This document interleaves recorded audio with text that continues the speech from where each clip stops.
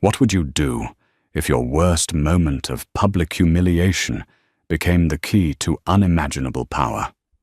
For Chloe Hayes, a 24-year-old waitress, drowning in debt, a single act of cruelty from a billionaire tyrant, was just the beginning. It was an attack that should have broken her. But what happened the next morning wasn't just unbelievable, it was impossible. This isn't a fairy tale.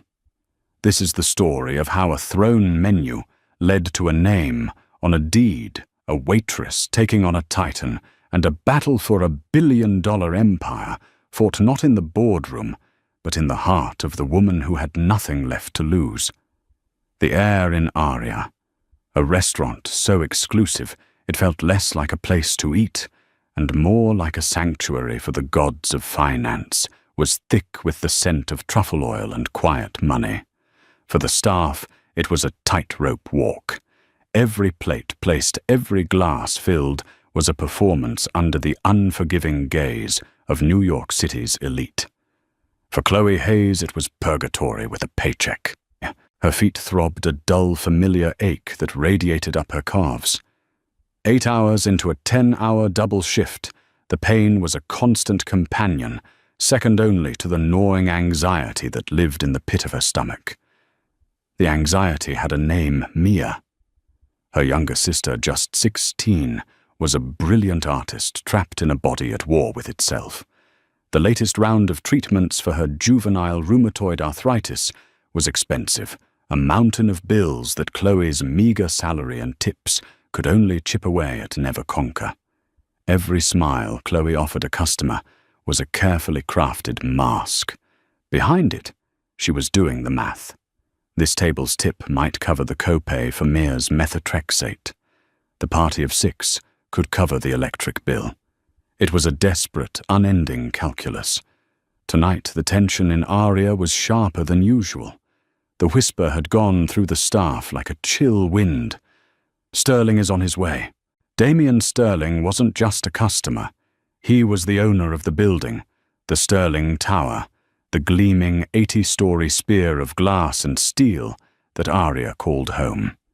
He was a legend in the city, a man who had built a real estate empire from the ground up before he was 30. He was also known for his volcanic temper and an unnerving ability to make even the most seasoned professionals feel like clumsy children. When he arrived, the restaurant seemed to hold its breath. He wasn't loud or ostentatious. Instead, a bubble of cold silence expanded around him. He was tall, impeccably dressed in a dark suit that probably cost more than Chloe's car, and his face was a mask of controlled fury. His dark hair was slightly disheveled, and his jaw was set so tightly it looked like it could crack granite. He wasn't just in a bad mood. He was a thundercloud looking for a place to burst. "He's yours, Chloe," her manager, Mr. Henderson, murmured, his face pale. "Just be perfect." Perfect. The word mocked her. She felt like a frayed electrical wire, one spark away from shorting out. Taking a deep, fortifying breath, she smoothed her apron, picked up a leather-bound menu and a water carafe, and walked towards the lion's den. "Good evening, Mr. Sterling. Welcome to Aria," she said, her voice steadier than she felt. He didn't look at her. His gaze was fixed on his phone, his thumb swiping angrily. "Whiskey. Macallan 25. Neat. Don't drown it." "Of course, sir." She placed the menu on the table and began to pour his water. Her hand was steady, a small victory. But as she tilted the carafe back, her wrist, weary from carrying heavy trays all night, spasmed. It was a tiny, almost imperceptible tremor, but it was enough. A single glistening drop of water escaped the spout and landed on the screen of his phone. The world stopped. Damien Sterling's head snapped up, his eyes a shade of icy blue Chloe had never seen before locked onto hers. They were filled with such a potent mixture of rage and disgust that she physically recoiled. "Are you incompetent?" He snarled, his voice, a low, dangerous rumble that cut through the restaurant's hushed atmosphere. "I'm so sorry, sir. It was an accident." He picked up the phone, wiping the single drop away with a contemptuous flick of his finger, as if she had spilled sewage on it. An accident is when a child makes a mistake. You are a paid employee in a high-end establishment. This isn't an accident. This is a failure of basic motor function. Every word was a slap. Chloe could feel the eyes of the other diners on her, a wave of second-hand embarrassment and pity washing over the room. Her own face burned with a shame so hot it brought tears to her eyes. "Sir, I assure you." "You'll assure me of nothing," he cut her off. He snatched the heavy leather-bound menu from the table. For a second, she thought he was going to read it. Instead, with a flick of his wrist, born of pure, unadulterated rage, he threw it. It didn't fly at her face. It was worse. He threw it at her feet. The menu, heavy and solid, clattered onto the marble floor with a sound that echoed like a gunshot in the silent room. It landed by her worn black flats, a symbol of her service, now a mark of her humiliation. "Get out of my sight!" he seethed, turning his attention back to his phone as if she had already ceased to exist. "Send someone who knows how to do their job." Chloe stood frozen.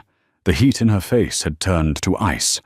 Something inside her, something that had been bent and strained for years, finally snapped. It was the condescension in his voice, the utter dismissal, the casual cruelty of throwing the menu at her feet like she was a dog. It wasn't just about the spilled water. It was about every sacrifice she'd made, every indignity she'd swallowed, every moment she'd felt small and invisible. She looked from his cold, averted face to the menu on the floor. Then she looked at Mr. Henderson, who was frantically gesturing for her to retreat, to apologize, to smooth things over. But she couldn't. Not anymore. With a strange, cold calm, Chloe bent down, not to pick up the menu, but to untie the strings of her apron. She pulled it off, folded it neatly, and placed it on an empty chair at the adjacent table. Then, without a single word, she turned and walked away. She walked past the stunned diners, past her shocked colleagues, past the frantic Mr. Henderson. She walked out of Aria, out of the Sterling Tower, and into the cool New York night, leaving the menu, the job, and her humiliation behind on the marble floor. She didn't know what she would do tomorrow. She only knew she would rather starve than spend one more second being treated as less than human. The next morning, the bravado of the previous night had evaporated, leaving behind the bitter dregs of panic. Chloe woke up on her lumpy sofa bed, the sounds of city traffic, a harsh reminder of the world that demanded rent bills and payment for Mia's medical care. She had walked out. The righteous anger felt good for a moment, but righteousness didn't pay for prescription refills. She spent the morning in a haze of self-recrimination, scrolling through job listings for waitressing gigs, her stomach twisting into a knot. Each listing felt like a step back into the same cage she'd just escaped. Just after 10 a.m., her phone buzzed, an unknown number with a 212 area code, probably a recruiter for another dead-end job. She almost ignored it, but a sliver of desperation made her answer. "Is this Chloe Hayes?" a man's voice asked. It was formal, crisp, and carried an air of expensive legal education. "Yes, this is she," Chloe replied, her voice wary. "Ms. Hayes, my name is Arthur Vance. I'm a senior partner at Vance, Sterling and Croft Legal. I am calling on behalf of my client, Mr. Damien Sterling." Chloe's blood ran cold. "He's going to sue me," was her first thought. For what emotional distress for quitting without notice. Okay, she stammered. "Mr. Sterling has instructed me to arrange a meeting with you at your earliest convenience. It is a matter of considerable urgency and importance." The lawyer continued, his tone unreadable. "A meeting about what? if this is about last night. It is tangentially related to the events of last night. Yes, Mr. Vance interrupted smoothly. However, I can assure you it is not what you think. My client has had a change of perspective. We would like to discuss a proposition with you. We are prepared to send a car to collect you at any time. A proposition, a change of perspective. It sounded absurd. Damien Sterling didn't seem like the type of man who had changes of perspective, only reinforced convictions. Chloe was suspicious, but also morbidly curious.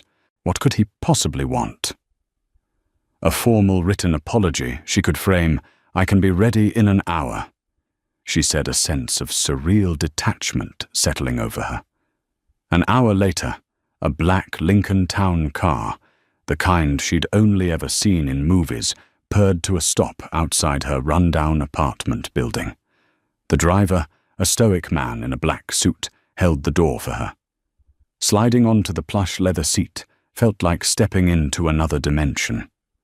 The car didn't drive to the Sterling Tower. Instead, it navigated the dense Manhattan traffic to a prestigious address on Park Avenue. The law offices of Vance, Sterling, and Croft were the epitome of old-world power, dark wood paneling, antique oriental rugs, and an air of quiet confidence that came from charging thousands of dollars per hour.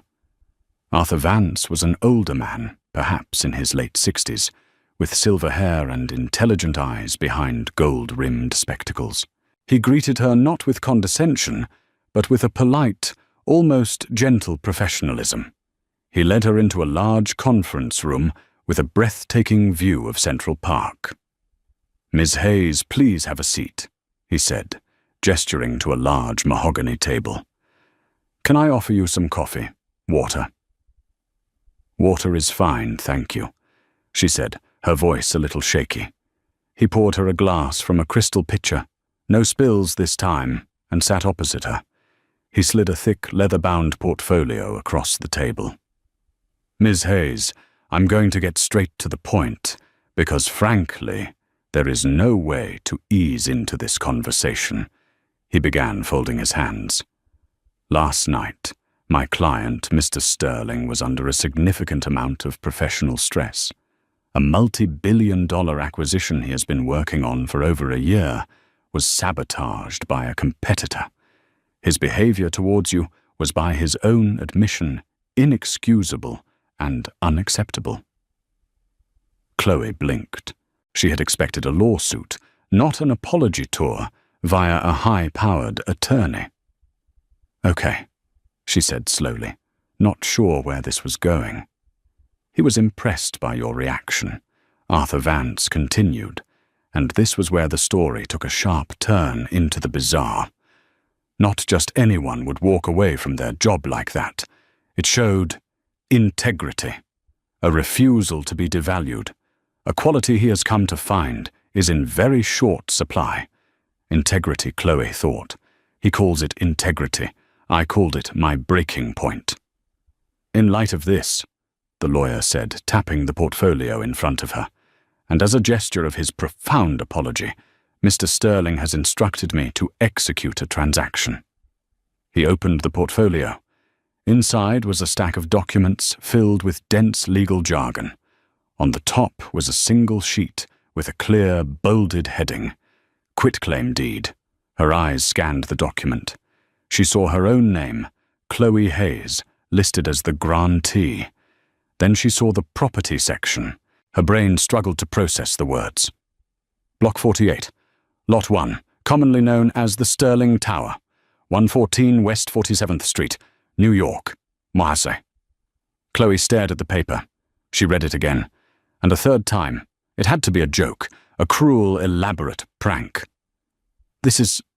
I don't understand," she whispered, her voice barely audible. This says he's giving me the Sterling Tower." "That is correct," Arthur Vance said, his expression completely serious. "As of 9:15 this morning, the ownership deed for the Sterling Tower building was transferred to your name. The property and everything within it is now legally yours. Congratulations, Ms. Hayes. You are for all intents and purposes a billionaire." Chloe's heart hammered against her ribs. She felt a wave of dizziness, the view of Central Park swimming before her eyes. The room was silent, save for the frantic thumping in her ears. She looked at the lawyer, searching his face for any sign of a liar trick. She found none. "Why?" she finally managed to ask the word, catching in her throat. Why would he do this? Nobody does this. People don't give away skyscrapers because they feel bad about being a jerk. Arthur Vance leaned back in his chair, a flicker of something pity-admiration in his eyes.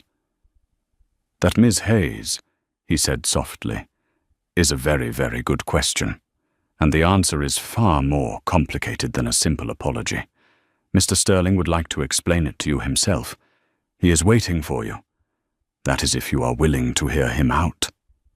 Chloe looked down at the deed again. Her name. On the building, the very building where she had been humiliated less than 24 hours ago. The absurdity of it was overwhelming. This wasn't a gift. It couldn't be. It was a trap. A chess move in a game she didn't even know she was playing, and she had a terrifying feeling she had just been moved to the center of the board. The ride to meet Damien Sterling was silent, but Chloe's mind was screaming.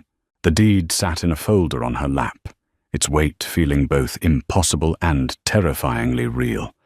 The car didn't take her to a restaurant or an office, but to a private elevator that ascended directly to the penthouse of the Sterling Tower itself. Her new property. The irony was so thick she could barely breathe. The elevator doors opened directly into a living space that was larger than her entire apartment building. Floor-to-ceiling windows offered a 360-degree panorama of Manhattan that was so beautiful it was violent. The furniture was minimalist and stark, all chrome glass and black leather. It was a room designed not for comfort, but for power. And in the center of it, all standing before the vast expanse of glass, was Damien Sterling. He was dressed more casually than the night before, in dark trousers and a grey cashmere sweater, but he radiated the same intimidating energy.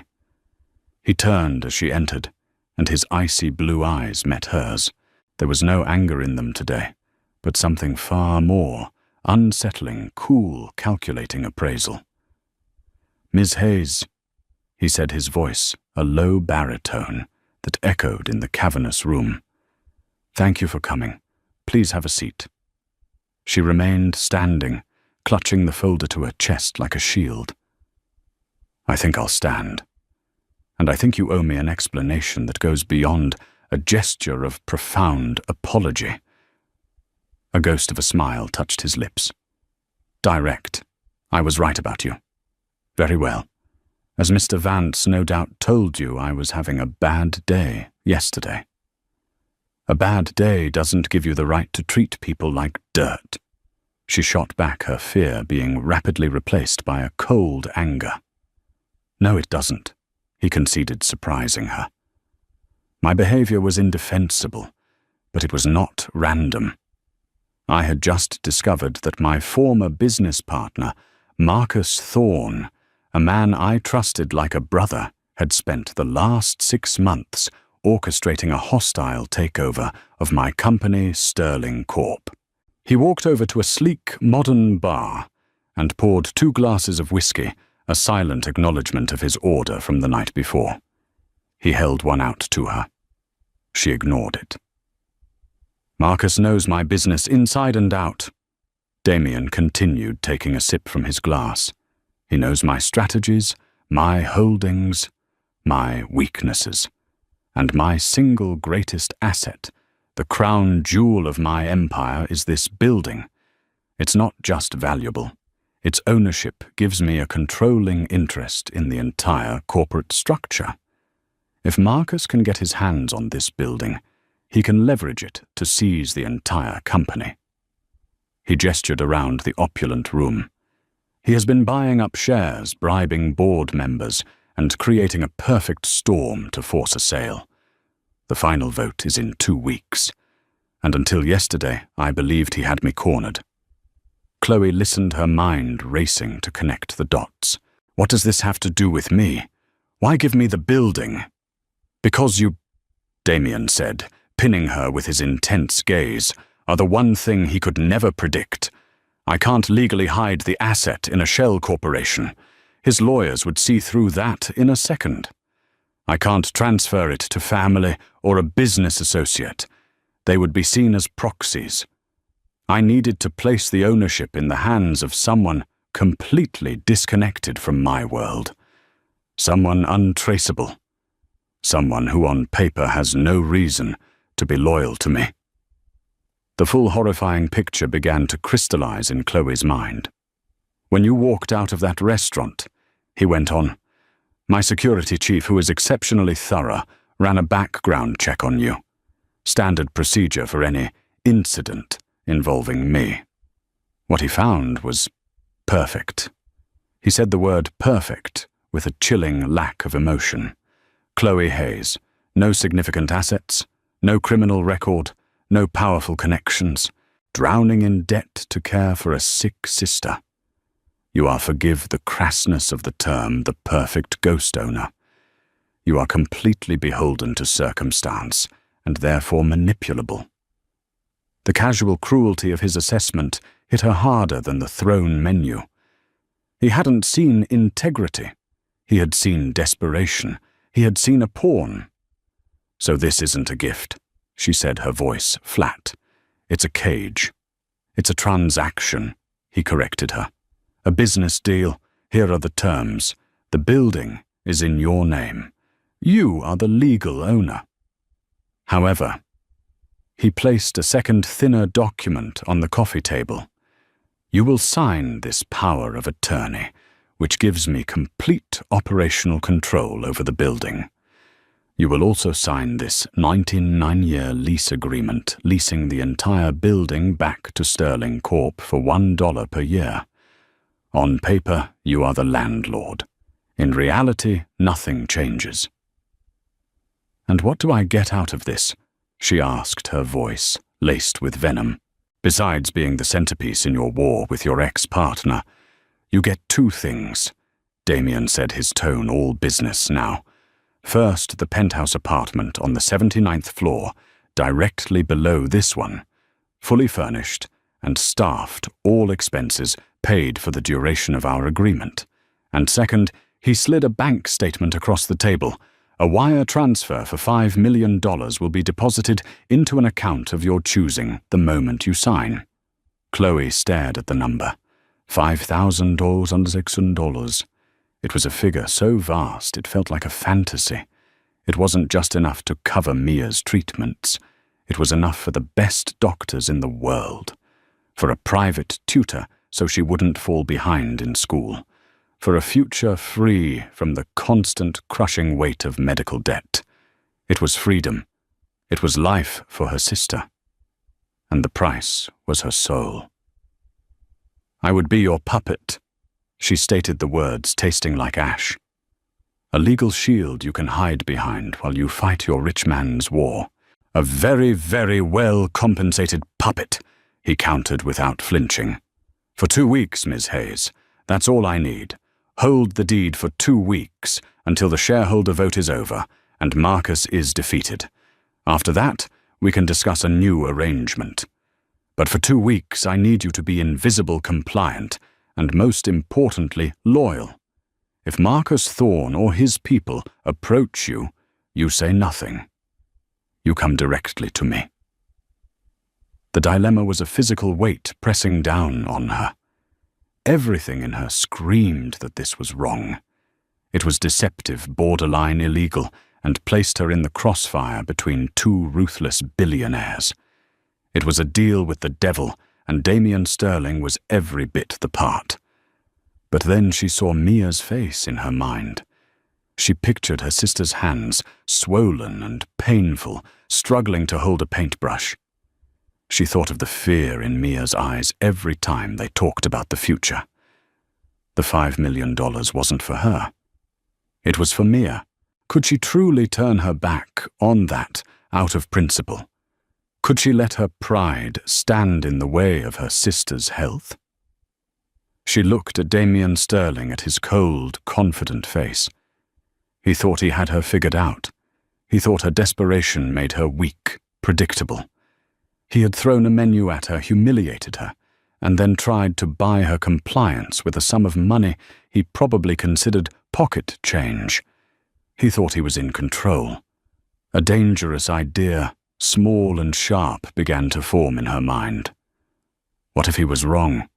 What if being underestimated was the greatest weapon she could possibly have? "I'll need to read the documents," she said, her voice betraying none of her inner turmoil. "With my own lawyer." A flicker of surprise in his eyes. He'd expected immediate capitulation. "Of course. Mr. Vance can recommend." "No," she said firmly. "I'll find my own." She walked over to the table and picked up the power of attorney agreement. Her hand didn't shake. "You want me to be the owner of your building, Mr. Sterling. Then you'll have to start treating me like one." She met his gaze, and for the first time, she saw not a waitress, but an equal. Or at least the beginning of one. The battle had been joined, and Chloe Hayes, the ghost owner, was about to start haunting her own house. The next 48 hours were a blur of dizzying transformation. Chloe used a small portion of the initial good faith advance Damien had provided to retain a sharp, hungry young lawyer named Isabella Rossi, who worked for a small firm known for taking on corporate giants. Isabella's eyes widened as Chloe explained the situation, a mixture of shock and fierce legal ambition lighting up her face. Together they pored over the agreements. They were as expected, ironclad and heavily skewed in Damien's favor. But for now, Chloe signed.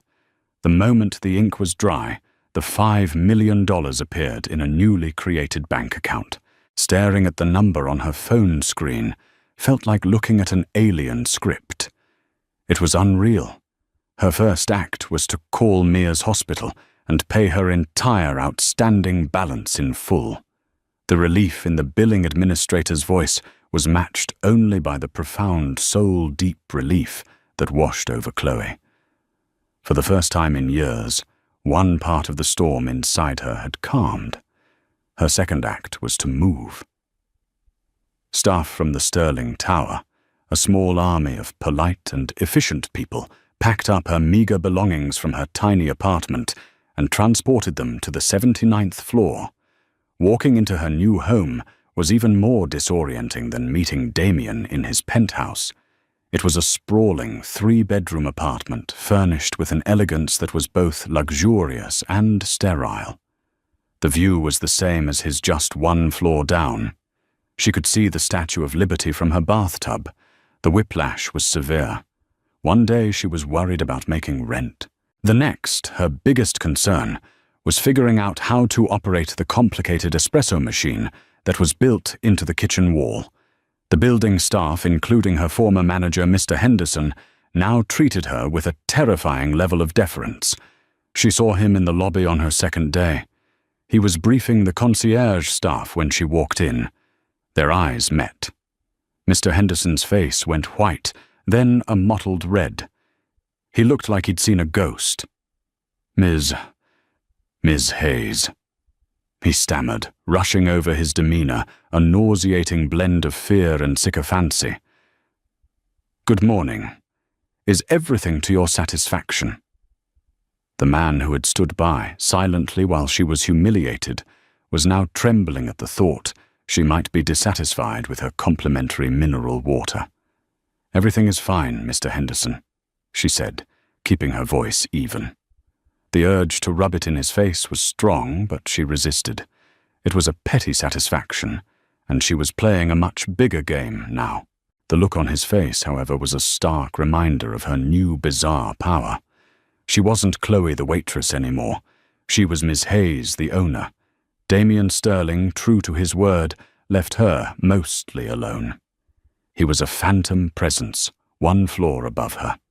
Their only communication was a curt text message Thorne knows. Be prepared. The warning came to fruition 2 days later.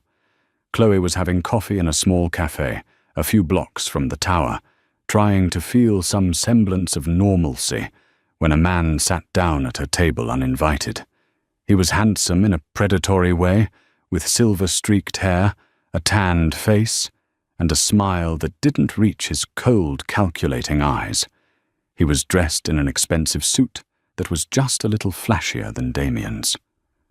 "Chloe Hayes," he said, his voice smooth as silk. "A pleasure to finally meet the city's most mysterious real estate magnate. I'm Marcus Thorne." Chloe's heart leaped into her throat, but she kept her expression neutral, just as Damien had instructed. "I'm sorry you have me mistaken for someone else." Marcus chuckled. "Oh, I don't think so. I've had my people looking into you. It's a fascinating story. Waitress one day, owner of a $3 billion skyscraper the next. Damien has always been theatrical, but this is a new level of desperate improvisation." He leaned forward, his voice dropping. "Let me save you some trouble, Chloe. You are in over your head. Damien Sterling is a user. He will chew you up and spit you out the moment you are no longer useful to him. He doesn't see you. He sees a tool, a loophole. I don't know what you're talking about," she said, her hands gripping her coffee cup. "Don't you?" Marcus's smile widened. "Let me tell you what he didn't. He didn't just pick you out of a hat. His security team spent 12 hours vetting potential candidates. They looked for people with debt, with vulnerabilities. They found your sister Mia. They saw her medical bills. They didn't see your integrity, Chloe. They saw your desperation. You weren't chosen. You were targeted. The perfect victim." His words hit her with the force of a physical blow. She had suspected it, of course. But hearing it laid bare by Damien's enemy, hearing how her family's pain had been weaponized, how her sister's illness was just a data point in a billionaire's strategy, it made her feel sick. The humiliation of the throne menu was nothing compared to this. This was a violation. Seeing her falter, Marcus pressed his advantage. "He's using you. I, on the other hand, want to make you a real offer. A partnership. Help me, and I'll do more than just give you a temporary apartment and some cash he'll probably try to claw back later. I'll make you truly rich. $20 million. Clean. No strings attached. All you have to do is sell the deed to me." He slid a business card across the table. "Think about it. Who do you want to bet on the man who humiliated you and used your family's pain against you, or the man who's offering you a way out?" With that, he stood up, gave her a final, charming smile, and walked out of the cafe, leaving her alone with the toxic truth of her situation. She sat there for a long time, the coffee growing cold in her hands. Later that evening, Chloe did something that wasn't in Damien's instructions. She asked the building concierge to arrange a visit for her sister Mia. A few hours later, a sleek black car brought Mia and their aunt, who was her primary caretaker, to the Sterling Tower.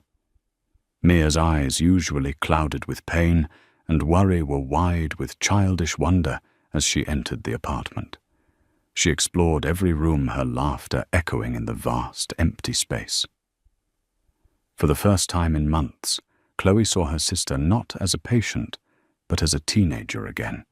They sat on the balcony as the sun set, watching the city lights of New York twinkle to life below them. "Is this real, Chloe?" Mia asked, her head resting on Chloe's shoulder. "It's real," Chloe said, her voice thick with emotion. Just then, her private elevator chimed. The doors opened, and Damien Sterling stepped out. He stopped short, seeing Chloe with Mia. His eyes, usually so cold and unreadable, flickered with an unidentifiable emotion as he looked at the young girl bundled in a blanket. "I apologize. I didn't realize you had company, he said, his voice softer than she'd ever heard it. This is my sister Mia, Chloe said, her arm tightening around Mia's shoulders. Damien looked at Mia, at her pale face and the slight tremor in her hands, and for a fleeting second, the mask of the ruthless Titan cracked. A deep, profound sadness crossed his face, so raw and unguarded, it startled Chloe. It was gone as quickly as it appeared, replaced by his usual stoicism. "A pleasure to meet you, Mia," he said quietly. He then looked at Chloe. "We need to talk." He waited until Mia and her aunt had gone into the kitchen for snacks. "Thorn approached you," he stated. It wasn't a question. "He did," Chloe confirmed. "He told me you targeted me, that you used my sister's illness as leverage." Damien didn't deny it.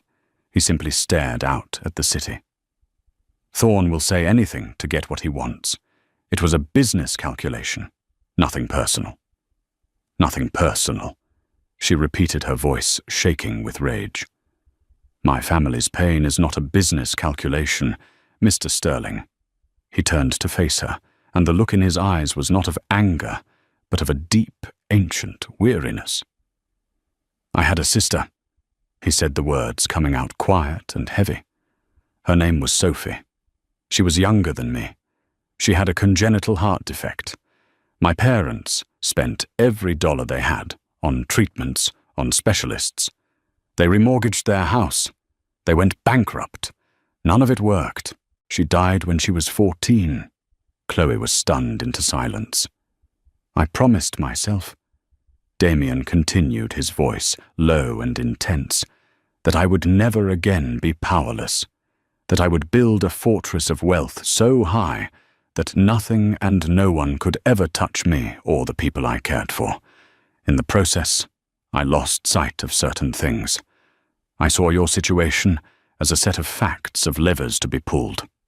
It was an effective strategy. It was also inhuman. For that I am truly sorry." It was the first genuine thing he had ever said to her, an apology not delivered through a lawyer, but from the man himself, rooted in a shared, recognizable pain. It didn't excuse what he had done, but it recontextualized it. He wasn't just a monster. He was a man who had turned his own grief into a weapon and a shield. He then looked at her, his expression grim. "Thorn's offer is a trap. He won't just take the building. He will ruin you in the process to send a message to me. You are in the middle of the board now, Miss Hayes. Your only way out is through. Stick with me. Help me win this war, and I swear to you I will make sure you and your sister are secure for life. Truly secure. Not with a one-time payment, but with a foundation." Chloe looked from his haunted face to the city lights beyond. The lines were no longer clear. It wasn't a simple choice between a good guy and a bad guy. It was a choice between two devils, one of whom had just shown her his scars. Marcus Thorn had offered her an escape. Damien Sterling was offering her a victory. And in the heart of the Sterling Tower, Chloe Hayes decided she was done being a pawn and done looking for an escape. It was time to become a queen. The encounter with Marcus Thorn, followed by Damien's startling confession, was a crucible. It forged Chloe's fear and confusion into a cold, hard resolve. She was no longer just a placeholder or a victim of circumstance. She was a player, and players didn't just follow the rules. They learned to rewrite them. She called her lawyer, Isabella Rossi, for an emergency meeting. They met not in a sterile office, but in a small, anonymous diner in Queens, a world away from the gleaming towers of Manhattan. "He's right, you know," Isabella said, after Chloe recounted everything Marcus's offer, Damien's story about his sister. "You're caught in the gears. If you side with Thorn and he wins, he'll crush you. If you stick with Sterling and he loses, Thorn will crush you. Your only safe bet is to make sure Sterling wins." I don't want to just bet on him, Chloe said, stirring her tea. I want my own leverage. I'm the owner of the building. That has to mean more than just a name on a piece of paper and a key to a fancy apartment. There has to be something more. Isabella's eyes lit up with a familiar legal fire. You let me worry about that. The agreements you signed, the power of attorney, the leaseback, they're complex. Damien's lawyers are the best in the business, but even the best can miss things. Or sometimes, in their arrogance, they use standard boilerplate language that can have unintended consequences. For the next week, while Damien marshaled his corporate forces for the upcoming shareholder meeting, Chloe and Isabella waged a quiet war of their own. They spent hours in Isabella's cramped office, surrounded by law books and takeout containers. Isabella, fueled by coffee and a David versus Goliath sense of purpose, tore into the documents Chloe had signed. She cross-referenced clauses, researched precedents, and examined every sentence, every word for a weakness. Meanwhile, Chloe played her part. She was the picture of compliance. She stayed in her apartment, answered Damien's texts promptly, and gave no indication that she was doing anything other than waiting for the storm to pass. She used the time to learn. She read everything she could find about Sterling Corp, about Marcus Thorne, about hostile takeovers and corporate governance. She started to understand the language of the world she'd been thrown into. Words like fiduciary duty, proxy battle, and leveraged buyout were no longer just jargon. They were weapons and shields. Her transformation was subtle but profound. When she spoke to the building staff, there was a new note of quiet authority in her voice. She wasn't playing the part of an owner anymore. She was inhabiting it. She even started having regular meetings with the building's general manager, asking intelligent questions about operational costs, occupancy rates, and security protocols. She was learning her asset. Damien noticed the change. He watched her from afar, a flicker of suspicion mixed with a grudging respect in his eyes. He had expected a frightened girl. He was getting a student of power. 5 days before the shareholder vote, Isabella called. Her voice was electric. I've got it. Chloe rushed to her office. Isabella pointed to a single paragraph in the middle of the dense power of attorney document. It was Section 7, subsection C. It's a standard duress clause, Isabella explained, barely able to contain her excitement. It's in almost all contracts of this nature to make them legally defensible. It essentially states that the agreement, the power of attorney giving Sterling control, is rendered null and void if you, the signatory, are subjected to undue influence, coercion, or duress from a third party in matters related to the execution of said agreement. Chloe was confused. So, Isabella grinned. What did Marcus Thorne do in that cafe? He didn't just talk to you. He threatened you. He tried to coerce you. He tried to bribe you with $20 million to break your agreement with Sterling. That, my dear Ms. Hayes, is the very definition of undue influence, coercion or duress from a third party. The implications dawned on Chloe like a sunrise. I mean that Marcus Thorne, in his arrogant attempt to intimidate you, just handed you the key to your own kingdom, Isabella said. He voided the power of attorney. You just have to declare it. Right now, at this very moment, Damien Sterling thinks he has control over the building. He doesn't. You do. Full, unencumbered legal control. Chloe sank into a chair, her mind reeling. The power she held was staggering. The Sterling Tower wasn't just a building. It was the fulcrum of the entire company. Its fate determined everything. And that fate was now solely in her hands. She could go to Damien and tell him, becoming his most valuable ally. He would win, and he would surely reward her handsomely, just as he'd promised. She could go to Marcus and accept his offer. She could sell him the building, take the $20 million, and watch Damien's empire crumble. It would be revenge for the humiliation, for the manipulation. But both options left her dependent on the goodwill of a ruthless man. She would either be Damien's grateful beneficiary or Marcus's wealthy accomplice. She would still be an object in their war. A third path began to form in her mind, a bolder, more audacious path. She wasn't David fighting Goliath anymore. She was the woman who owned the mountain on which Goliath stood. "The shareholder meeting is on Friday," Chloe said, her voice steady and clear. "I'm not going to tell Damien, and I'm not going to tell Marcus." Isabella raised an eyebrow. "What are you going to do?" "I'm going to the meeting," Chloe said, a dangerous glint in her eye. "And I'm going to remind them all who really owns the building." The final days were a storm of activity. Marcus Thorne was leaking negative stories about Sterling Corp to the press. Damien was working the phones, calling in every favor he was owed, trying to shore up his support among the shareholders. Both men were focused entirely on each other, a pair of titans locked in a death grip. Neither of them paid any attention to the quiet waitress on the 79th floor. They had forgotten about the ghost in their machine. And that was going to be their undoing. The day of the shareholder meeting arrived with a palpable sense of doom. The air in the financial district felt charged, as if a storm was about to break. The meeting was held in the grand ballroom of a neutral 5-star hotel, a coliseum for a corporate bloodbath. The room was filled with men and a few women in expensive suits, their faces grim. They were the shareholders and board members of Sterling Corp, the people who would decide its fate. Damien Sterling sat at the head of a long table on the stage, a picture of defiant composure. But Chloe, watching from a prearranged seat at the back of the room, the seat of an observer, a non-entity, could see the tension in his shoulders.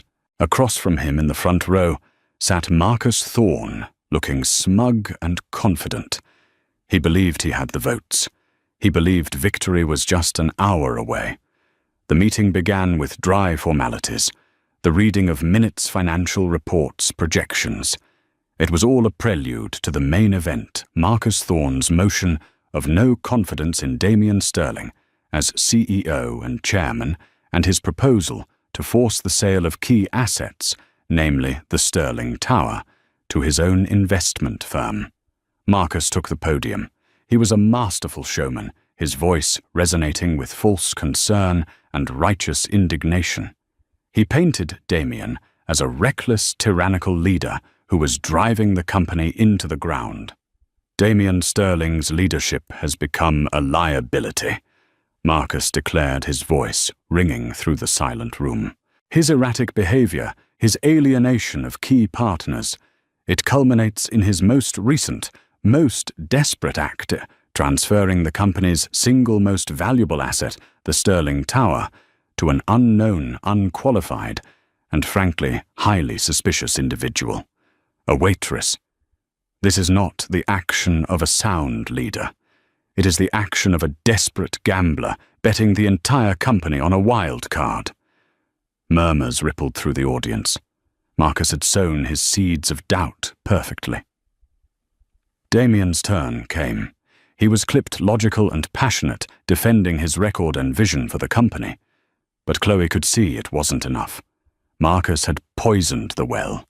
The shareholders were spooked. They wanted stability, and Marcus was promising it, even if it was the stability of a predator that has just consumed its prey. "The ownership of the Sterling Tower is secure," Damien stated firmly. "It is in the hands of an individual, contractually bound to act in the best interests of this company via a legally airtight power of attorney." Marcus laughed a short, derisive bark. "Legally airtight? A contract with a scared waitress you strong-armed? I doubt it would hold up to a real legal challenge. But we don't need to challenge it. We just need to vote. Let the shareholders decide if they want a CEO who hides his assets with waitresses." The vote was called. It was a tense, silent process. votes being cast electronically. The results appeared on the large screen behind the stage. Motion of no confidence in Damien Sterling, yes. 48%. No. 46%. Abstaining undecided, 6%. A gasp went through the room. Damien had lost. The undecided block would surely swing to Marcus's side now. Damien's face was pale, his composure finally cracking. He had lost. His empire was about to be dismantled. Marcus Thorne smiled, a victor's predatory grin spreading across his face, and then a new voice cut through the stunned silence. This vote is not yet final. All heads turned. Chloe Hayes was walking from the back of the room towards the stage. She was not dressed in a waitress uniform or the casual clothes she usually wore. She was wearing a sharply tailored dark blue pantsuit, her hair pulled back in a severe professional style. She moved with a confidence that no one in the room had ever seen from her. Beside her, matching her stride for stride, was her lawyer, Isabella Rossi. Damien stared at her, his expression a mixture of confusion and dawning horror. What was she doing? Marcus Thorne looked amused, as if this was a final pathetic piece of theatre. Ms. Hayes, this is a private shareholder meeting, the chairman of the board said, flustered. I am aware, Chloe said, her voice steady and amplified by the room's acoustics. She didn't stop until she reached the podium at the front of the stage. She looked out at the sea of powerful faces. They were no longer intimidating. They were just people, and she owned the ground beneath their biggest investment.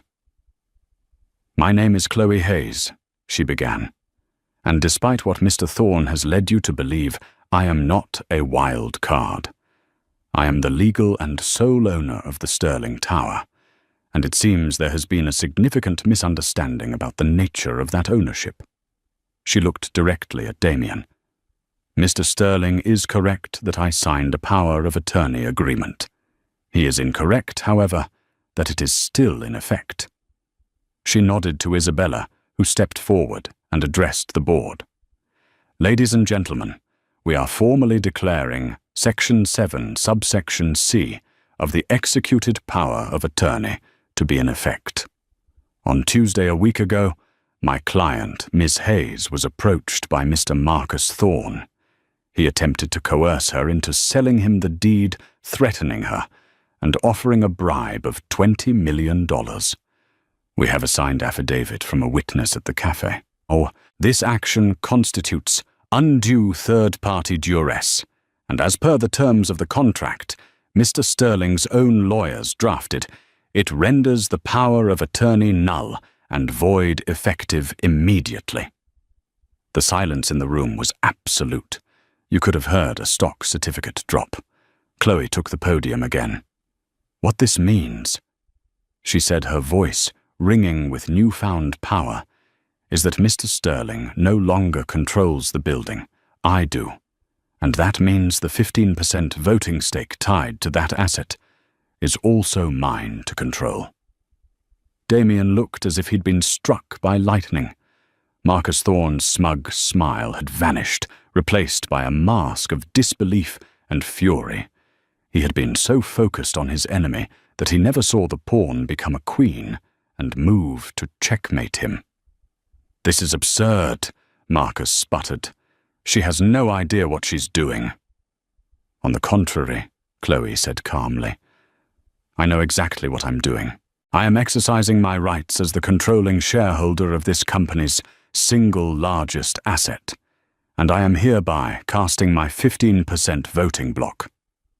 She paused, letting the weight of the moment sink in. She held the fate of both men of the entire company in her hands. She could side with Marcus and destroy Damien for his manipulation. She could side with Damien and save the man who had, in his own broken way, given her this power. I vote no on the motion of no confidence in Mr. Sterling, she declared. The numbers on the screen instantly changed. Yes, 48% no, 61%. A collective sigh of relief and shock went through the room.